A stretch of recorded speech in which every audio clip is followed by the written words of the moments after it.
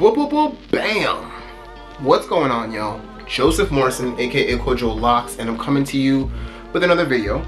This is a LOC channel where I discuss LOC content. So if you are interested in that, it would be helpful if you could smash the like button, hit the subscribe button so you're kind of notified on what's going on this channel, and definitely hit that notification bell as well, just so that you're kind of notified on all the posts when I post them, so you can stay in touch with what's going on here and share with a friend, someone that's maybe going through a LOC journey or has questions or inquiries about LOCs and wants to know a little bit more.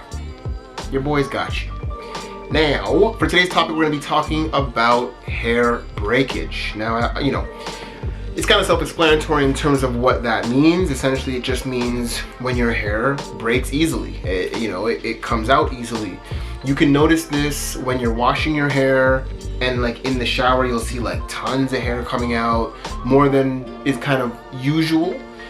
You'll notice this when you see a lot of your hair in your hats if you're wearing hats, or just in general, you're just kind of noticing that you're seeing your hairs on your shoulders a lot or whatnot, and you can just tell that your hair is breaking quite often. There's many reasons why this can happen, and we'll kind of broadly touch on a few of those topics, and I'm going to give you some actionable steps that are going to really help you to manage this issue if you are dealing with it. Cool. Before we even go into those things, some of the reasons why hair breakage happens is it could be your nutrition, right? It could be how you're eating.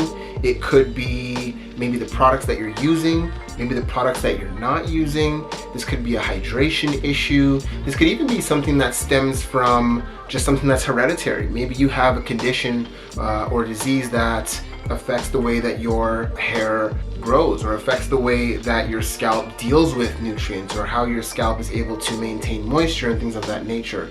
So, there's a lot of reasons why this can happen, and there's ways that you can kind of just help to make sure you're covering yourself in terms of doing the things that are most optimal towards minimizing hair breakage. And if you're doing all these things, you should be able to deal with the issue, unless you do have some kind of scalp condition like scalp psoriasis or something of that nature. In that case, I would recommend that you go see a physician that's going to be able to properly diagnose that condition. But this is more just for general issues and things that maybe we don't think about that can kind of help you to minimize hair breakage. Because some of the detrimental things about hair breakage and why it's negative, or why it's detrimental to your locking journey, is over time this hair breakage is going to cause thinning locks. It's going to cause your locks to be thin, which over time will kind of force your locks to fall out. Once your locks start to get a lot of length, they get a little bit heavier, and that's going to affect how they're able to stay in. If the thinner and thinner and thinner that lock gets as it grows, eventually it might just fall out. This can also cause patches or bald spots in your scalp, and that's not a look you want, right? You don't want to have patches in your scalp, and obviously it's going to affect the way your locks look and how they flow, and just overall how you feel about your journey, right? And ultimately you want to be able to maintain and manage the healthiest hair possible as you're going through your lock journey, or any journey for that matter. So these are things that can help you to obviously maintain hair breakage. So things that we're going to cover in terms of this topic are going to be, so we're going to look at vitamins, minerals, and food, right? We're going to kind of cover that just in a broad topic. We're then going to be looking at things that you're probably doing on an everyday basis, but we're going to look at ways that we're doing it and things of that nature. So we're going to discuss moisturization and your oils, right? So how do these things work towards or against the issue of hair breakage? And last but not least, we'll just kind of touch on hair protection and scalp protection in general. And this is going to be more pertaining to climate, things of that nature, and ways that we can kind of protect our hair depending on what climate you're in, right? So starting with the big meat and potatoes of the conversation, let's talk about food, which is actually kind of ironic, talking about meat and potatoes. Now, when it comes to foods, the main thing you want to consider is, are you getting in the right amount of proteins, right? Now, the way that proteins are going to help your hair, your scalp, and the sustenance and strength of your hair is that protein essentially is a building block, right? That's what protein is for. So for people that work out and things of that nature, they want to be consuming a lot of protein because it's going to help to build muscle in the case of building muscle, or in the case of working out. But also protein helps to build cells, and these cells are what helps to form your hair and keep your hair strong. So these are, and it doesn't have to just be like chicken and steak, right? There's a lot of ways that you can get protein into your system, and you just want to make sure that you're getting the right amount of protein in on a daily basis. One way that you can think about it, or one general rule that you can kind of go with, is you want to be able to consume 1 gram of protein per pound that you are. Therefore, if you are 150 pounds, you want to be taking in 150 grams of protein a day. Now, that's the most general guideline that you can give, but it's one that can kind of allow you to think about, okay, well, am I getting that much protein in on a daily basis? Mind you, if you're not getting your exact body weight in, doesn't mean that you're going to be failing per se, but you just want to make sure that you're getting and paying attention to how much protein that you're actually getting into your day and into your meals, right? So that's going to help to, maintain the strength and the building components of your hair, which is going to be helpful to this topic. One thing you want to stay away from that's going to kind of break down hair or break down and degrade your hair are things like sugary foods, processed foods, right? And the reason for that is because these foods are not dense in nutrients, meaning these foods, they might taste good, they might fill you up for the time being, but they're not really filled with nutrients. And it's like empty calories. I'm sure you've heard that term. And essentially what that means is, yeah, you're eating food, but inside the food, there aren't a lot of nutrients. There aren't a lot of healthy vitamins and minerals that your body's actually going to use towards the things that you need it for. And in this case, it's building the resilience and the strength of our scalp and our hair.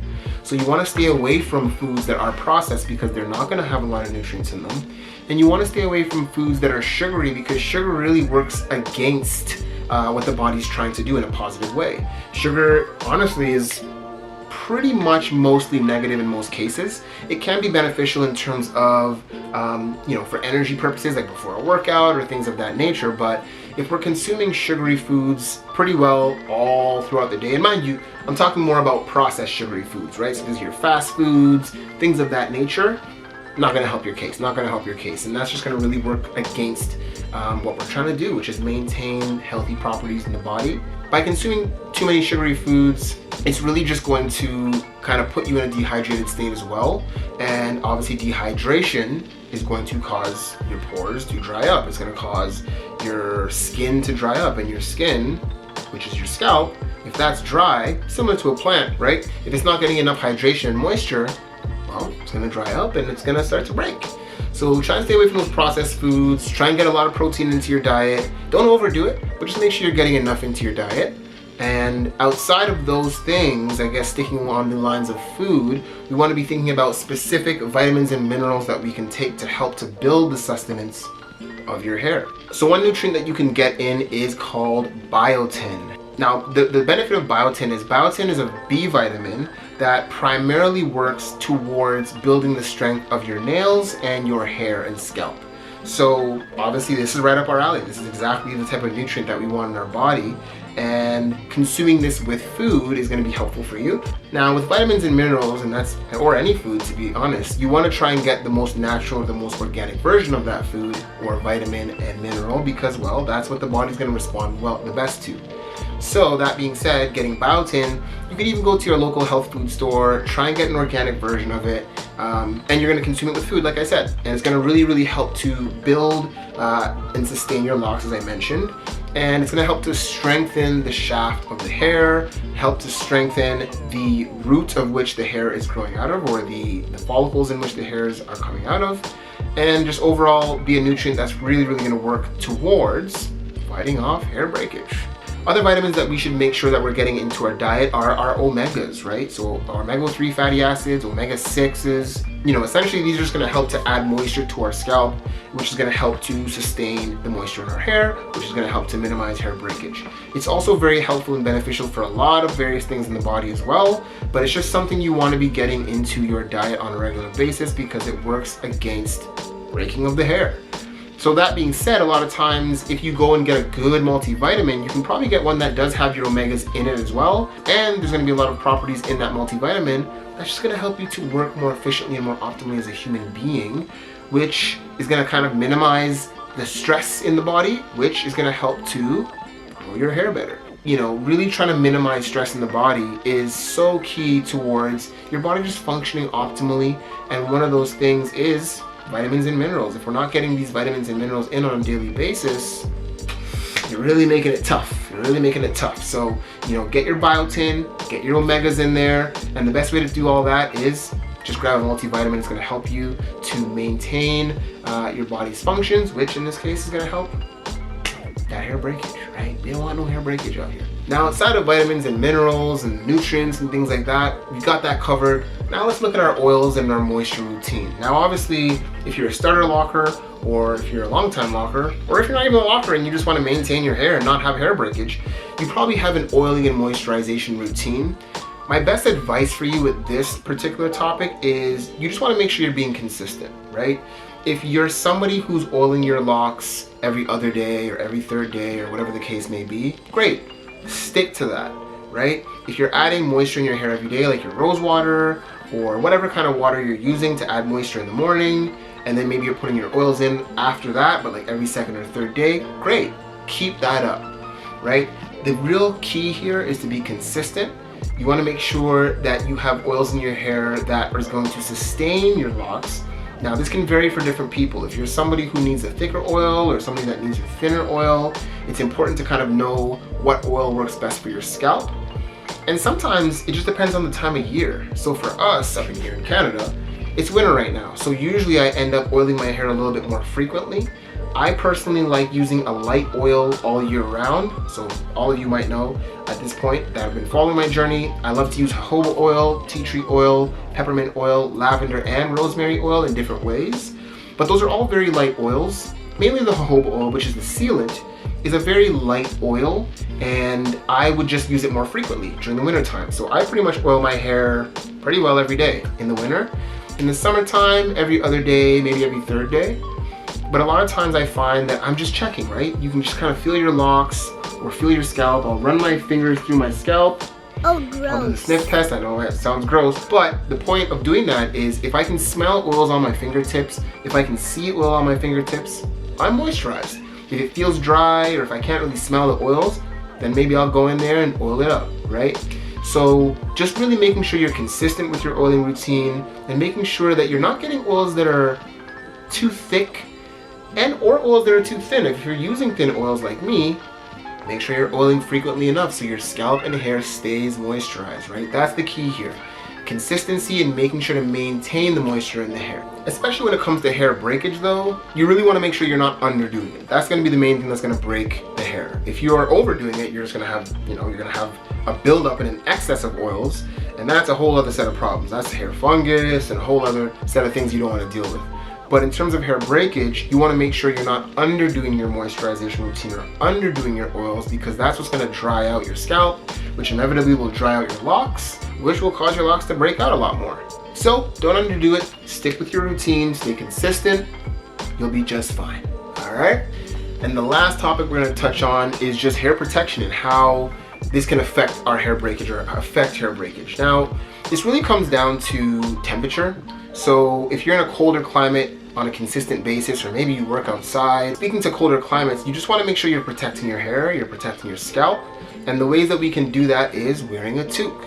Now, obviously we know we don't want to be wearing a toque directly on our hair that's like full-on cotton or full-on wool, because those things can catch in the hair, and now you have another issue of having lint in your locks and whatnot. So what I do is I'll put my do-rag on, and then I'll put my hat on over top of that to cover up the do-rag, but also to keep my hair warm, and that's going to help to have a dual layer of protection so my hair kind of stays moisturized or maintains the moisture that I've put in my hair, let's say that morning, for example, right? So really being conscious of that and knowing if you're going to be outside for a long time, have an action plan. Think about what you need to do. Don't just be outside willy-nilly with the cold temperature blowing in your locks. Maybe you didn't even oil your hair that day, or you don't even remember if you did.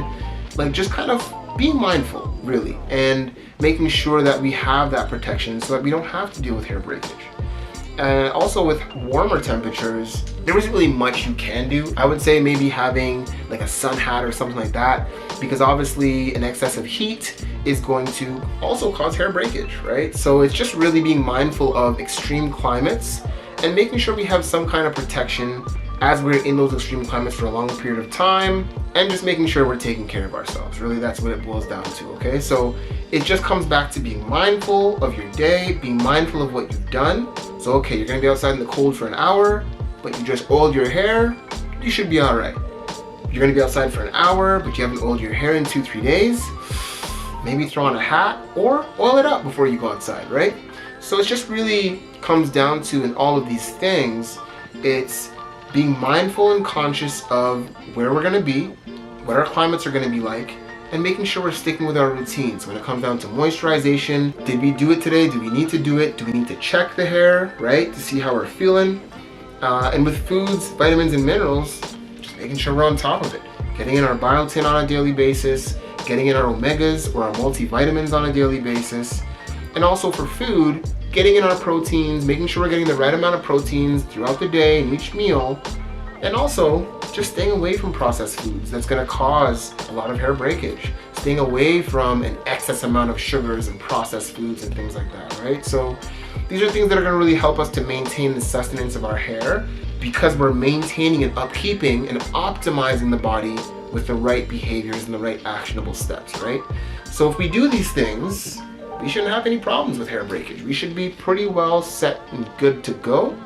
Outside of that, again, if you are somebody who deals with scalp psoriasis or things of that nature, I would, check in with your physician and see what products that you might use. Maybe you might need like a steroid or something of that nature, which is personal to you. I'm not going to touch on that today. These are just some good general ideas and good general thoughts that you can do that I personally use to maintain the sustenance of my hair and my scalp. So, if you found this video helpful, and I hope you did, definitely share it with somebody that you think could find it helpful themselves. Hit that subscribe button if you haven't done so already. And as y'all know, I'm gonna keep these videos coming out on a weekly basis. I try, I know. Y'all looking at me like, yeah, weekly basis, huh? I'm trying. I'm trying to keep it up. I got nothing. I got no excuses. No excuses. I'm here. I'm gonna keep it. I'm gonna try to keep it. I don't want to make no promises to y'all, but I'm gonna keep.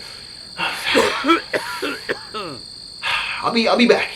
I got another topic to talk. I'll be here next week. I'll see y'all next week, most likely. Okay, most likely. Anyway, it's been a blast, and as always, peace and love. Be gracious with one another. Show some love. Spread some love. And that's Kojo Locs. I'm signing out, y'all. Peace.